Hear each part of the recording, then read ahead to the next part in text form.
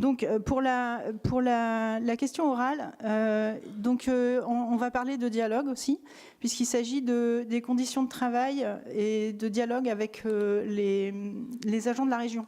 Donc, en décembre 2024, donc il y a un peu plus d'un an, nous vous alertions déjà sur la dégradation du dialogue social entre la région et les représentants du personnel. Un conseil social territorial organisé en visioconférence, un quorum compliqué à atteindre du côté des représentants de la collectivité, et surtout des demandes jamais prises en compte. Un an plus tard, le 8 décembre dernier, lors de la séance du Conseil social territorial, les représentants du personnel ont quitté la séance, témoignant d'un dialogue rompu entre la région et les organisations syndicales. Ces dernières dénoncent depuis des mois des conditions de travail dégradées et un mal-être grandissant parmi les agents régionaux. Pratiques managériales inadaptées, sous-effectifs persistants et charges de travail en hausse. Face à la pression, les situations de détresse se multiplient. Interpellée par les syndicats, la région minimise et oriente les agents vers les services sociaux ou médicaux, alors même que son rôle d'employeur public doit être de garantir les conditions de travail dignes.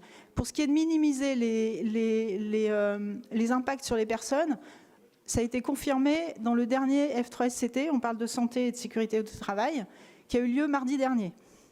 Et on parle en général des conditions de travail, la dégradation en général dans de nombreux services, et en particulier le sujet de la DSP, où on parle de 12 personnes concernées et qui sont à peine écoutées quand elles posent des questions. Dans ce contexte, il est indispensable que la région prenne pleinement la mesure de la situation et engage sans délai des actions concrètes.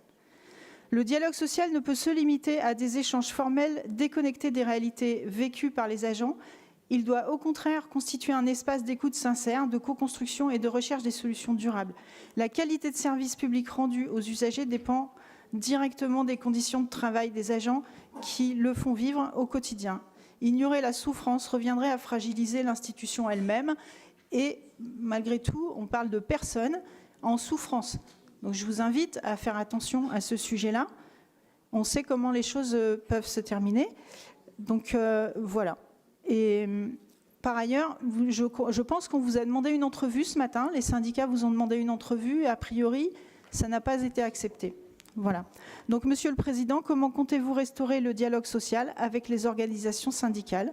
Nous vous remercions de votre réponse.